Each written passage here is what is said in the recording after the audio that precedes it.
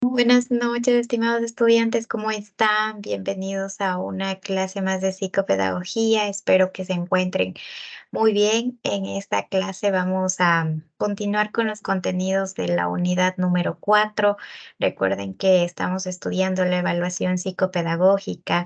La semana anterior habíamos visto ciertas áreas, ciertas características que tiene esta evaluación psicopedagógica. Ya ustedes también realizaron una tarea sobre las técnicas que se utilizan para hacer estas evaluaciones, ¿no? Entonces, justamente vamos a profundizar esas técnicas. Esta noche vamos a profundizar un poquito sobre las técnicas subjetivas que, bueno, son aquellas que tienen sus características y por eso se denominan así. Y bueno, ya la siguiente semana profundizaremos más al respecto de las técnicas que son ya más objetivas, en donde están netamente ya ciertos test encaminados a tratar de descubrir ciertas dificultades ya netamente específicas. Entonces, a ver, déjenme compartirles la presentación. Ay,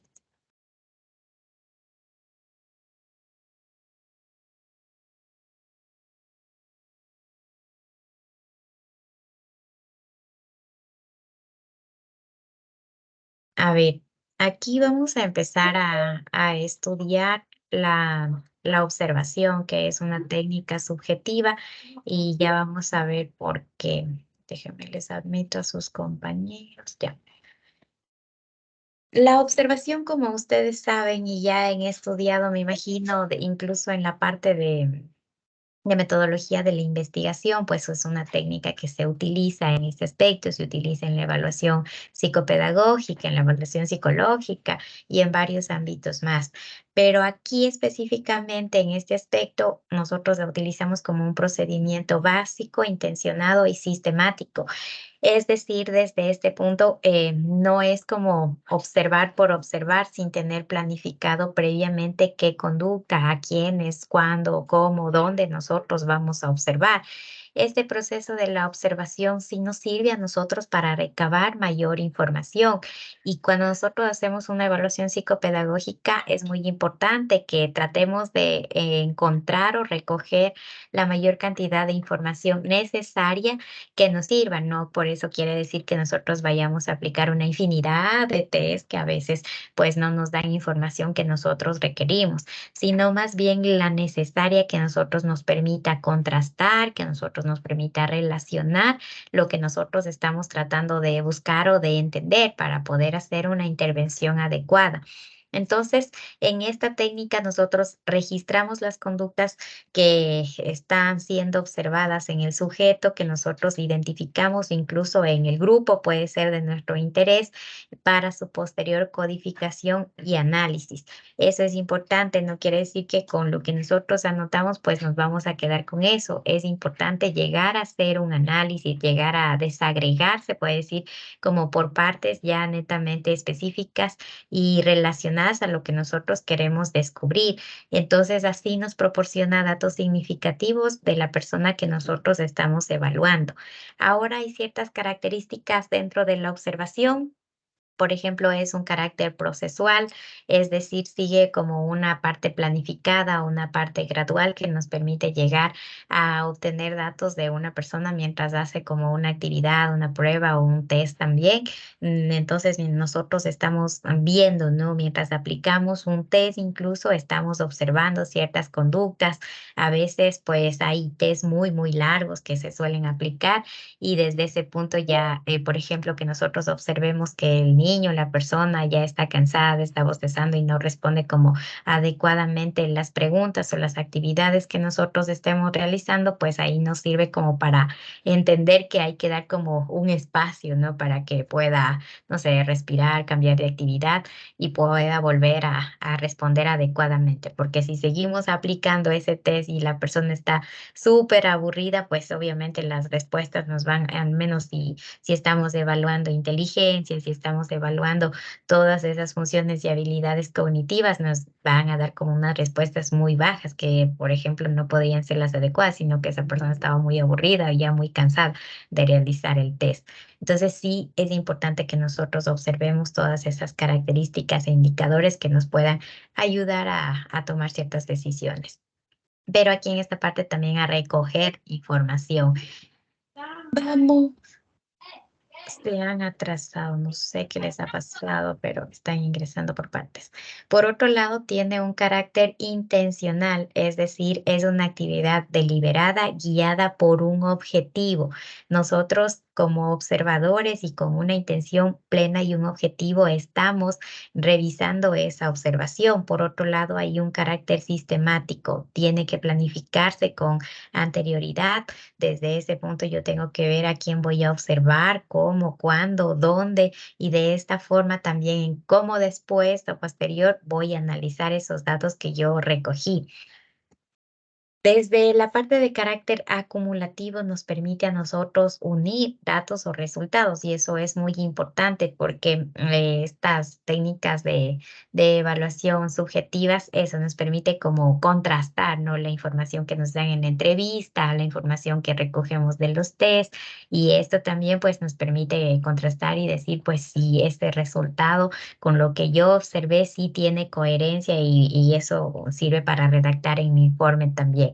Por otro lado está el carácter objetivo, que no necesariamente tiene que depender del observador, porque como observadores nosotros tenemos que ser muy objetivos e imparciales, neutros. No debemos involucrar nuestra parte de expectativas, de creencias, de estereotipos, ya cuando nosotros hagamos los análisis y la codificación. Eso hay que basarlo netamente ya en base y fuente científica, no en lo que nosotros creamos que está bien o no creamos que está bien. Entonces, esa parte es muy importante porque si no puede suceder cierto sesgo de información y no puede dar como un resultado muy adecuado o favorable. Entonces, estas inferencias o juicios de valor del observador pueden darse desde una baja inferencia hasta el contrario, ¿no? Una alta inferencia. Como ustedes saben, las inferencias son como esas conclusiones, se podría decir, o deducciones más bien que nosotros llegamos a tener o a formar a través de algunos hechos que se han formado. Es decir, por ejemplo, si, no sé, alguna vez había un resultado, a veces se aplica el mismo test a los padres de familia y a los niños. Entonces, yo recuerdo alguna vez que en un test los padres de familia, pues ahí salió como un alto índice de protección y cuidado a su niño. No era netamente así, pero no recuerdo específicamente cómo era. Pero en cambio, en los resultados del niño salía que él no se sentía seguro en su hogar. Y incluso él sentía que su hogar era como una amenaza porque habían gritos o peleas y alguna situación parecida. Entonces, desde ese punto, en la inferencia que yo puedo realizar, es que no hay como una concordancia y que debería indagarse más a profundidad este aspecto porque hay como algo que se contrasta, ¿no? Algo que no tiene como esta parte de adecuado o no está de una manera parecida, no es como una percepción parecida, pero eso yo lo hago cuando ya contrasto los resultados. Puede ser que en algunos informes de evaluación psicopedagógica no se llegue a este aspecto. He encontrado algunos que, por ejemplo, solo mencionan los resultados de los test, pero no hay como estas inferencias en las cuales nosotros podamos contrastar. Y eso sí requiere como más habilidades y requiere más tiempo y requiere mucha interpretación de nuestra parte, mucha de esta parte de deducción, de análisis, de comprensión. Entonces, a veces sí lo suele como dejar solo como el resultado y lo que querría decir, pero no hay como esa inferencia también. Desde ese punto vamos a ver que hay ciertos tipos de observación. Están los que están en función de la estructuración de la situación observada. Podemos observar situaciones artificiales, hay que hacerlo en un proceso altamente estructurado, es decir, que se crea, ¿no? Como esa situación para poder observar ciertas conductas que ya nosotros identificamos con antelación y hay una baja inferencia. Por otro lado, también están las observaciones que nosotros hacemos en contextos naturales, es decir, en un ambiente ordinario y natural en los que se desenvuelven las personas evaluadas. Y esto procura tener la menor intervención del observador. Aquí hay como, según las investigaciones, dicen que cuando una persona se siente observada, actúa o cambia su comportamiento como quisiese o como ella piensa que el observador quisiese que se comporte. Entonces, desde ese punto se trata como de que no haya intervención para que no suceda esto.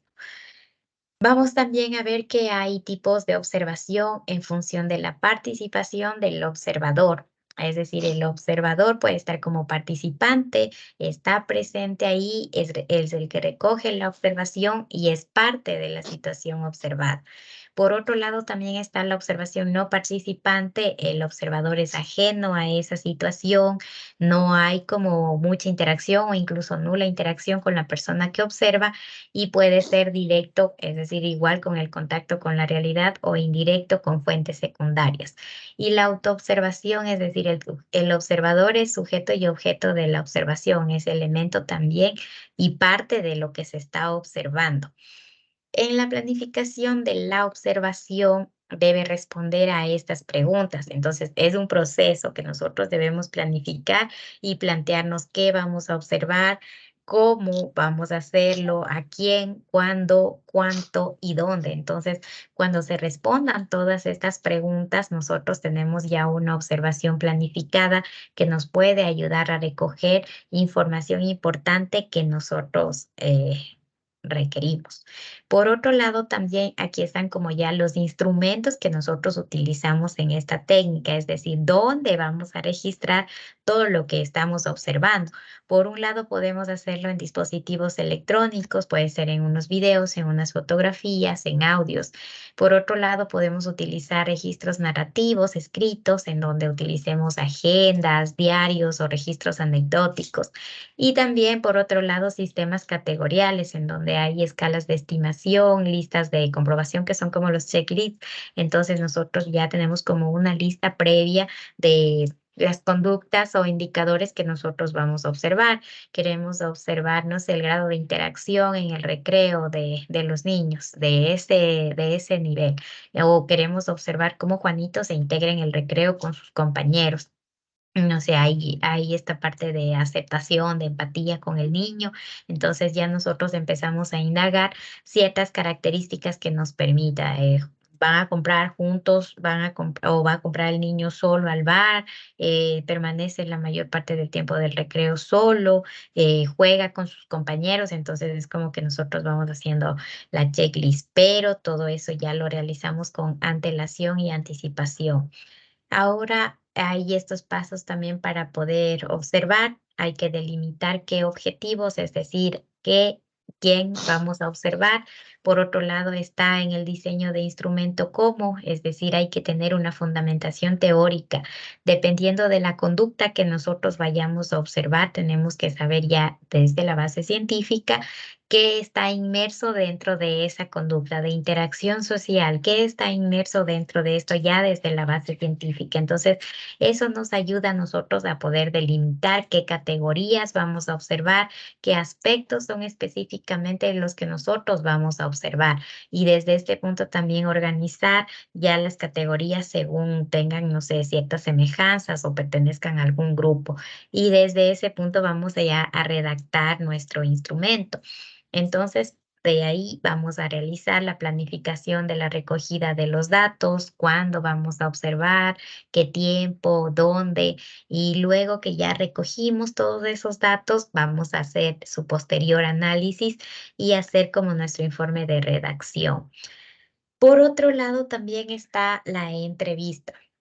Esta también es una técnica de recogida de información que consiste en intercambiar frente a frente nosotros y las personas consultantes, la información. Nosotros generalmente somos las personas que solicitamos la información y las otras personas nos proporcionan esa información. La entrevista es muy importante y en psicología, pues es un instrumento que lo utilizamos a diario. Se desarrolla a través de una conversación con una finalidad. Ahora para esto, pues es importante que nosotros como psicólogos sí tengamos habilidades sociales, ¿no? Para poder aplicar todas estas técnicas, todos estos instrumentos, porque si no podemos llevar como a cabo una conversación, pues después es complicado, porque ya es parte de nuestro trabajo, es una técnica que nosotros utilizamos. Desde este punto nos vamos a centrar en cuál es la demanda de la persona que solicitó nuestros servicios. Es decir, siempre, no sé, los niños o los padres de familia, sobre todo, suelen decir, mi niño está teniendo como bajo rendimiento, la profe, no sé, está mencionando que puede estar muy agresivo, que ha cambiado de comportamiento. Entonces, ya nosotros vamos viendo ciertas características que nos van mencionando en la explicación de su problema y desde ese punto podemos ir generando como mayor información o vamos indagando aspectos importantes que nos sirven para poder entender toda esta situación que está pasando. Por otro lado, también la información que aportan las personas lleva su característica o su distintivo personal y desde esa parte de su perspectiva, pues plantean sus puntos de vista, es decir, de todo lo que ellos vivieron, en especial en psicopedagogía, los padres de familia están viviendo con el niño, pues nos van relatando, ¿no? La situación. Ya cuando aplicamos los instrumentos y las técnicas con los niños, podemos ir conociendo ya desde otro punto de vista cómo también se ve esa misma situación. Ahora hay ciertos tipos de entrevista. Están estas entrevistas por el grado de estructuración, que son, por ejemplo, las entrevistas o las preguntas que nosotros realizamos estructuradas, son cerradas y ya tienen las opciones de respuesta. Cuando indagamos, por ejemplo, hitos del desarrollo y nosotros mencionamos cómo fue su tipo de parto, por ejemplo, natural o cesárea, ya son preguntas cerradas que es una o es otra. Por otro lado, también están las entrevistas semiestructuradas, son las preguntas abiertas, es decir, ya hay una guía de las preguntas, ¿no? Entonces, por ejemplo, cuando nosotros decimos, ¿desde cuándo notó este problema en su niño? O no sé, ¿cuáles son las características principales que usted ve? ¿Cuál cree que es el mayor problema que tiene su niño? Entonces, ya son como preguntas abiertas y los padres de familia pues empiezan a redactar. Y también hay las preguntas no estructuradas libres, son abiertas, son muy generales y un objetivo, pues sí lo tienen, pero las preguntas varían en función del caso. Entonces puede ser que nos esté contando esa situación y hay algo que no tengo la atención. Entonces requiere como una mayor indagación y dependiendo de lo que yo necesite, pues indagaré mucho más en esa situación. Es por eso también importante que mientras la persona está dándonos la información, nosotros podamos ir elaborando unas preguntas acorde a lo que nosotros creamos conveniente, solo en lo que creamos conveniente y nos pueda servir de información. No quiere decir que, porque les dije al principio que debemos recoger información necesaria, por ejemplo, vayamos a aplicar muchos test, que ese tampoco es el objetivo.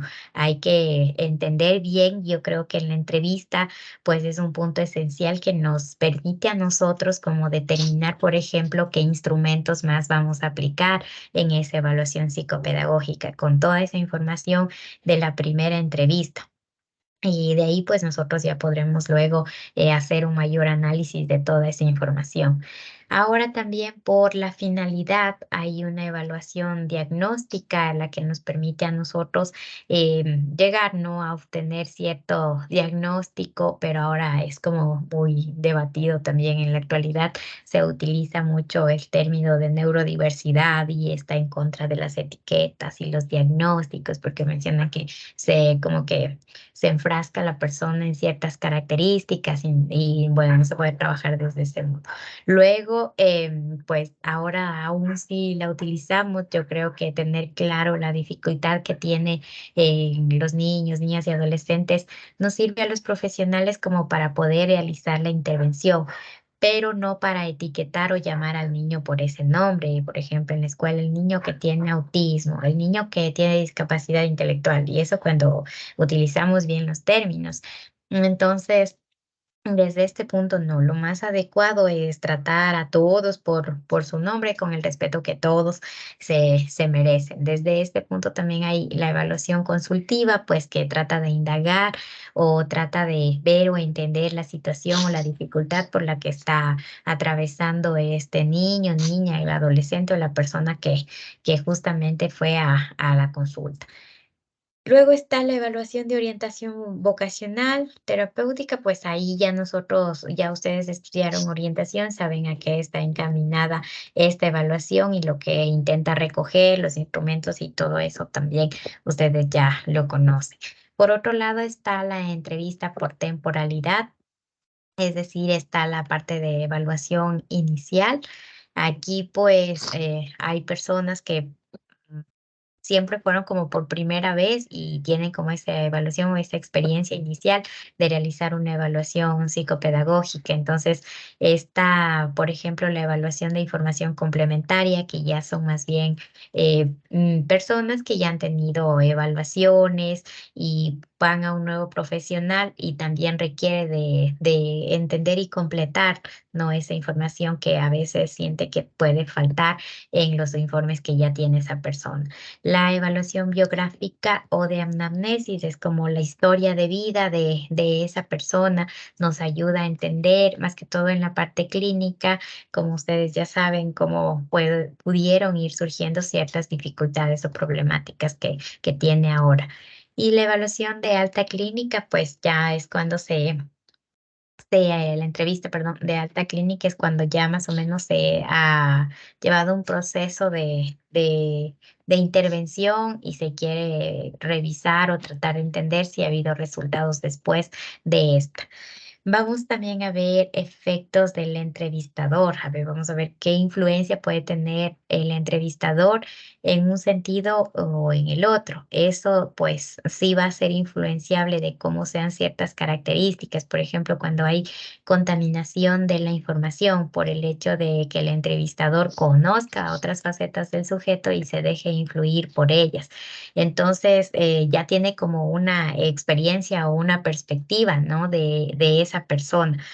Puede ser, es por eso que, por ejemplo, en la ética de la psicología se menciona que nosotros no podemos aplicar los instrumentos y psicoterapia o intervención a personas que conocemos, a nuestros familiares o personas muy cercanas por esta situación, porque puede haber como un sesgo. No es lo mismo conocer a una persona por primera vez y empezar este proceso que cuando nosotros lo hacemos con un amigo muy cercano. Entonces, hay como ya nosotros tenemos ciertas perspectivas, entonces es como que nosotros tenemos un mejor amigo, no sé, que siempre tiene problemas y dificultades emocionales y siempre, no sé, tiene dificultades en la parte académica, en la parte relaciones afectivas, en la parte familiar. Nosotros ya tenemos como esa característica y cuando nosotros hacemos la entrevista y a veces él nos responde otra cosa y nosotros podemos decir, uy, pero sí se ve que sí lo hace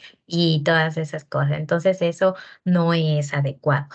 También ciertas características del entrevistador sí pueden influir en los resultados, especialmente en los aspectos sociodemográficos como la edad, el estatus socioeconómico, la etnia y el género también. Por otro lado, la forma en que la entrevista es llevada, no es conducida. Es importante que el entrevistador pues sea agradable, sea amistoso y se muestre relajado. Puede ser que nuestro lenguaje verbal pues todo el mundo lo comprende, nosotros lo comprendemos también y cuando puede ser que nuestros consultantes nos vean nerviosos, pues no se van a sentir como a gusto. Ellos también pueden pensar que no tenemos experiencia y que fue como un error y toda esa situación. Entonces, que sea ameno, que sea agradable, que es como cuando nosotros vamos a un médico y tenemos esa experiencia de que el médico, pues, en esta parte que nosotros vamos a, no sé, para despejar dudas de alguna sospecha de alguna enfermedad. Él es agradable, nos atiende bien, nos explica bien qué es lo que podríamos tener y puede ser que frente a otro, pues solo se dirija lo mínimo a nosotros, no haga contacto visual y todas esas situaciones que ustedes ya saben que se necesita para hacer una entrevista. Y desde ese punto, pues no se genere como será porque es esa confianza, eso de sentirse en un lugar seguro, de poder contar toda la dificultad que puede estar atravesando. Una charla al principio puede favorecer que una dinámica sea agradable, ¿no? Entonces, siempre cuando se da la primera reunión, más que todo, es como que es un poquito hasta llegar a generar esa confianza, ese rapport, sí suele como que ser muy importante este tipo. También la forma en que el entrevistador registra las respuestas puede afectar los resultados. Es importante registrar las respuestas tal y como nos menciona, al menos cuando nosotros recién estamos empezando, tal y como menciona la persona entrevistada, porque a veces cuando la persona va y cuenta y nosotros ponemos, creo que quiso decir esto, entonces puede ser que desde ese punto afecte a los resultados porque lo estamos haciendo bajo nuestra interpretación y desde ese punto puede que no sea como tan adecuado. Siempre que influya todas nuestras perspectivas, nuestras creencias o nuestros estereotipos, puede sesgar la información. Ahora también hay unas etapas. Está la preentrevista, que es esa cita en donde ya nos escriben o nos llaman.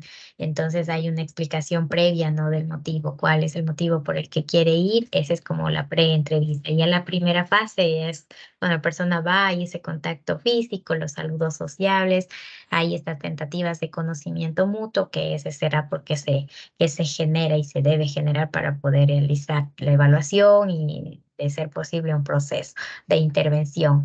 En la segunda fase está el cuerpo de la entrevista, están ya ciertos objetivos focalizados. En la tercera fase, en cambio, hay un cierre, una planificación de una nueva cita si fuese necesario y una despedida. Entonces, sí debe ir como en secuencia, sí debe estar como planificado, tener su orden y darse desde este modo. En la post-entrevista, en cambio, hay conclusiones ya de los aspectos más importantes que se generaron en la entrevista. Si hay otra reunión, pues nosotros explicaremos ya esos aspectos relevantes. También se puede dar como otra técnica los autoinformes, que son como que recolecciona información el propio individuo que está siendo evaluado. Es una entrevista o una técnica semiestructurada en la que el individuo mismo registra como su comportamiento a través de alguna herramienta que ya les fue establecida previamente. Esto no se hace mucho en evaluación psicopedagógica, pero puede ser que alguna vez lo necesitemos si es que ustedes consideraran conveniente. Pero no es algo como que se utilice mucho, se utiliza también en situaciones naturales. También estos pensamientos en voz alta más bien se utilizan ya en la parte clínica, estas características o estas técnicas. También están las técnicas proyectivas, que son un método de estudio de la personalidad. Ustedes ya más o menos saben que son del corte psicoanalítico. Lo que se trata de indagar o se trata de buscar es cómo la persona se siente en el momento de emitir una respuesta. Sus primeros exponentes, como lo recordarán, son Jung, que creó o realizaba este test de asociación de las palabras. Rorschach también con su test conocido de aparentemente las manchitas. Philipson también con su test de relaciones objetales, Luis Corman con el test del dibujo de la familia también. Ahora estas técnicas aún no han logrado como que completar el suficiente sustento científico que se requiere para que sea válida, pero algunos psicólogos, algunos ¿Aló? profesionales la utilizan hay como un ¿Aló? micrófono Bueno, prendido, por favor, revísele. Estamos escuchando su llamada telefónica. Entonces, como les mencionaba, desde esta parte no hay suficiente evidencia científica. Puede ser que algunos profesionales la utilicen como para contrastar o complementar la información que ellos ya pudieron obtener de la entrevista, de la observación, de los test. Entonces, desde ese punto, pues ellos lo pueden ir llevando, pero no solo basarse en la técnica proyectiva. Vamos a ver también que desde este punto todas estas características que puede tener una técnica proyectiva, desde este punto, como les decía, de tratar de entender características de la personalidad, de la relación que tiene, por ejemplo, lo que está guardado en el inconsciente, cómo puede realizarse o ya verse el comportamiento de un individuo. Entonces, estas técnicas se pueden considerar como enmascaradas o involuntarias, porque esas respuestas pueden ser, no sé, pueden ser verdaderas o no. Hay también alguna clasificación de esta técnica, son estructurales, son temáticas, son expresivas, constructivas, asociativas, y desde este punto, pues nosotros podemos dar algunos ejemplos, como aquí está el test de Rorschach. También está este que se utiliza mucho con los niños, que es el test de percepción temática CAT.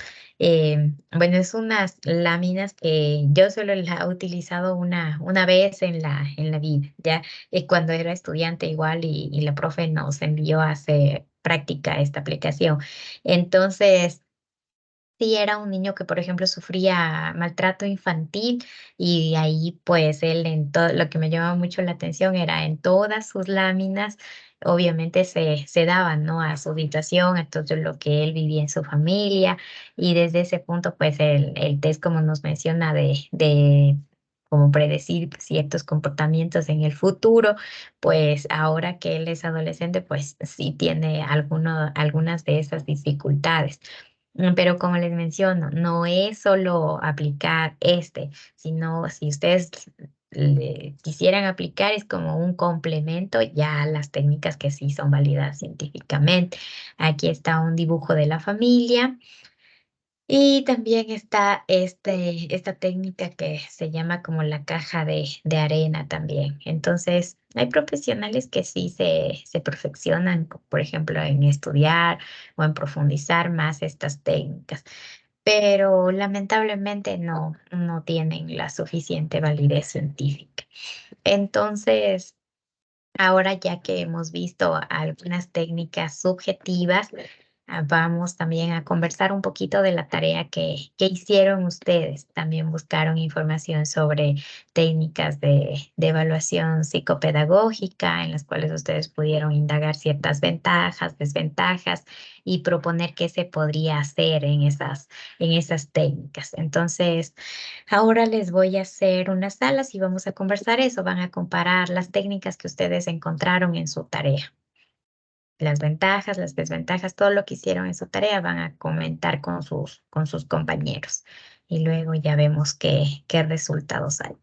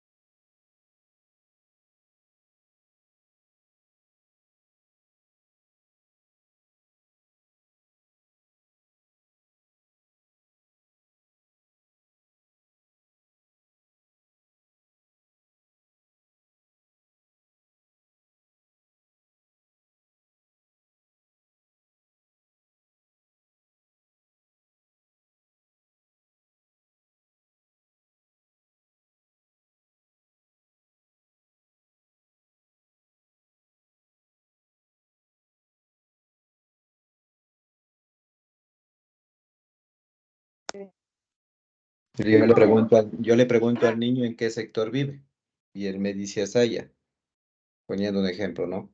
En mi ¿Cómo criterio, están, chicos? en Ya mi criterio, regresamos a magíster, la buenas reunión noches. principal. ¿Cómo están? ¿Qué tal les fue?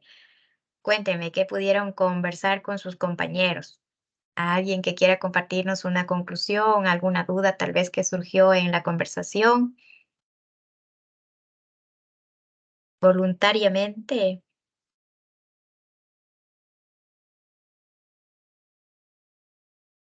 Magister, buenas noches. ¿Cómo está Marco?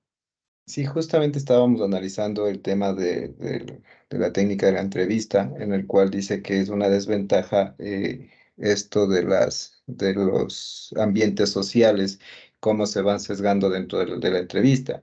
Eso es lo que le estaba haciendo referencia. Digo, si este niño yo le pregunto en qué sector vive y me dice, hablando Asaya, dentro de mi criterio, yo digo, obviamente el niño ya viene de una familia que tiene alguna incidencia delictiva, poniendo el ejemplo, ¿no? O sea, entonces digo, no sé si esta entrevista, esta técnica eh, de la entrevista se va a ver influenciada por mi criterio de seguridad, hablando en otras palabras, o no. Como mencionábamos, Marco, es importante sí que nosotros como entrevistadores sí podamos tener como esta parte neutral y no basarnos mucho en nuestras perspectivas o en nuestras deducciones. Por ejemplo, sí sabemos que tal vez en Asaya como que hay un alto índice de delincuencia, pero no debemos como generalizar y debemos también contrastar esa información si con todo lo que vamos recogiendo de información se puede decir lo que yo, no sé, supuse al principio o no, le puedo quitar como ese factor de riesgo. Entonces, esa es como una desventaja, ¿no? Que a veces lo que nosotros podemos como interpretar o deducir como observadores o como entrevistadores, pues a veces puede tener cierto sesgo de información y como decía en clase, pues puede afectar a los resultados de la evaluación psicopedagógica. Esa sí es una desventaja y por eso decía si tiene cierta influencia o ciertos efectos de cómo es el entrevistador, Marco. Por eso hay que ser como neutral y como yo les decía, siempre basarnos en lo que menciona la parte de la evidencia científica, toda esa situación. Entonces, de eso sí hay que tener un poquito de cuidado. Sí, magíster. Está, ¿ya? Sí, justamente ese es mi criterio. O sea, la pregunta que le estaba acabando de hacer era para sustentar mi hipótesis, lo que que tenía yo. Entonces digo, sí, nosotros tenemos ya un conocimiento adquirido en mi parte, en mi entorno. Entonces, esto es la desventaja que vendría a ser presente en esta entrevista. Digamos, como le decía, conozco de qué familia viene, por el medio en el que me manejo, entonces obviamente ya lo voy a empezar a sesgar. Esa sería una desventaja. No digo que yo lo voy a hacer, sino que sería ya la desventaja dentro de una entrevista, el conocimiento adquirido que ya tiene con anterioridad el entrevistador. Sí, sí, sí, muy bien, Marco. Sí sería una desventaja. Muy bien. Paul,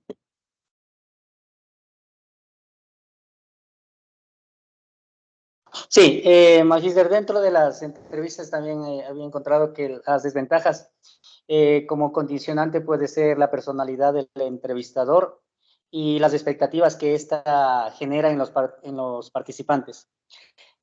También otro condicionante puede ser el sitio donde se realiza la entrevista, como también el tiempo que se le asigna a la misma. En estos casos, las entrevistas pueden arrojarnos datos no reales en base a lo mencionado anteriormente.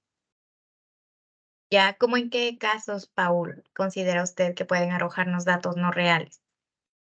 Por ejemplo, hablando de que el entrevistado en este caso no sienta confianza con el entrevistador y comience a dar datos, datos erróneos sobre el comportamiento, la forma de sentirse en esos aspectos. Entonces, el entrevistador, obviamente, si no tiene la experticia del caso, podría dar datos que no son verídicos.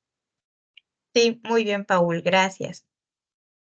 Como ustedes han mencionado, chicos, y algunos que les pude escuchar en las salas también, sí es importante analizar que cada técnica de evaluación psicopedagógica tiene sus ventajas y desventajas. Puede ser que algunas pues tengan muy poquitas desventajas y más desventajas, pero como les mencionaba, dependiendo del criterio del evaluador y con el objetivo al que quiere llegar, pues utilizará las más adecuadas. Como ustedes pueden ver, hay muchísimas y nosotros nos ponemos a ver en la parte de las pruebas psicométricas y estandarizadas, pues hay muchísimas. Pero lo que sí les sugiero es que puedan indagar un poquito más en las que son actuales y en las que tienen bastante validación y evidencia científica.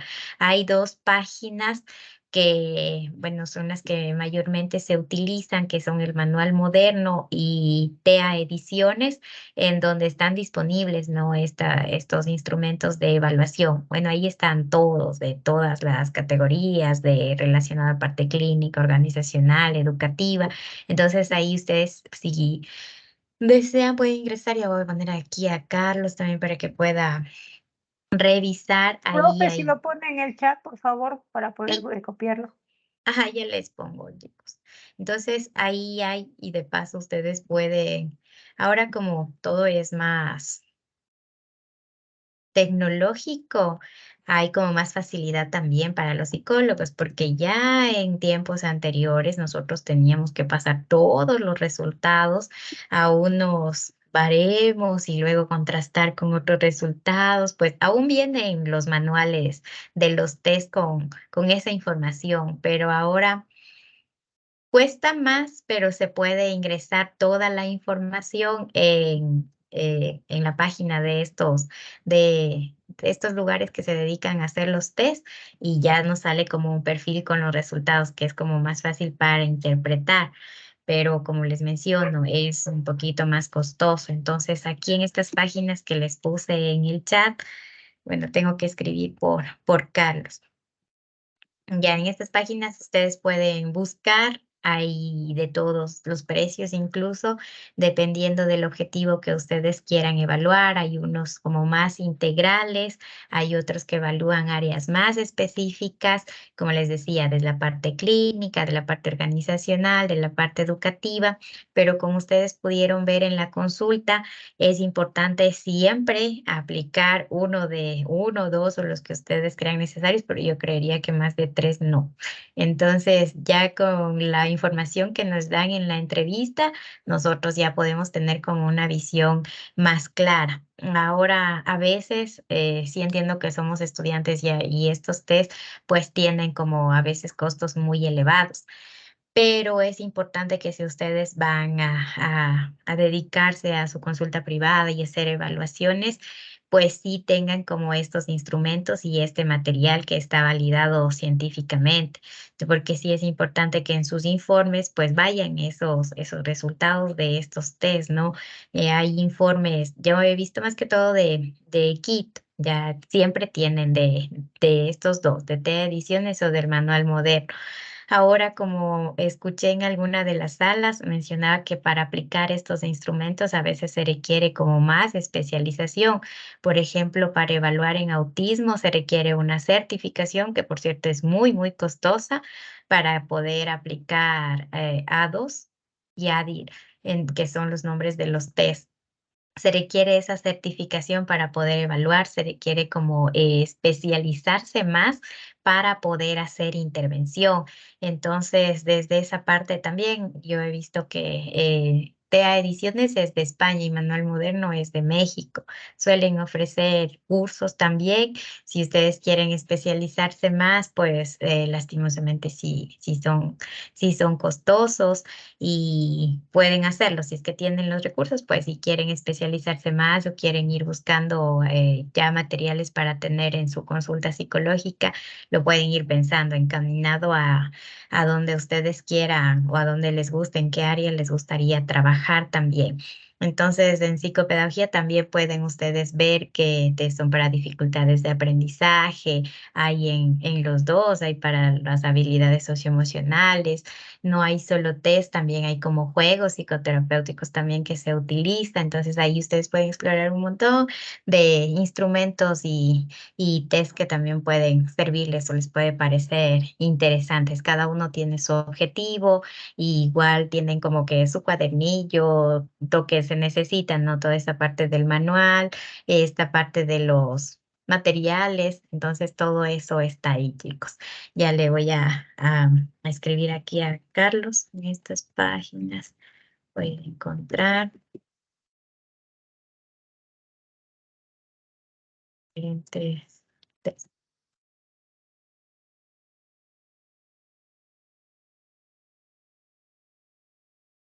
Por cierto, también hay pirateados algunos manuales. Ya, lo complejo es a veces los resultados. Como les digo, para poder sacar los resultados, algunos sí permite o no es tan complejo como poner los resultados en el manual, pero otros, por ejemplo, Wiz es difícil. No sé, para mí es muy, muy complejo hacerlo desde el manual. Yo prefiero poner los resultados en el computador y que salga el perfil, aunque ese pin cueste casi como $15. Pero sí requiere como más tiempo, incluso revisar los resultados y que me arroje lo que en el computador me sale como en 5 minutos. Entonces, de ahí ya depende de ustedes, chicos, cómo se vayan organizando. Como les digo, sí hay como incluso personas que venden estos test piratas. Yo creo que alguna vez cuando fui estudiante nos vendían como en un CD como 500 test, pero los que más eran importantes, pues estos también se van como actualizando y después me di cuenta que no tenía los instrumentos, no tenía los materiales o no sabía cómo aplicarles o no sabía cómo ubicar las respuestas, entonces sí es un tanto complejo esa situación. Ahí ustedes pueden buscar más y si tienen preguntas, dudas, pues ya conversamos la siguiente semana que ya vamos a profundizar más en esta parte de los instrumentos de evaluación objetiva. Muchas gracias por sus aportes, chicos. Cuídense mucho. Hasta luego. Pero no existe. Sí, no existe. Hasta luego, Master. Gracias.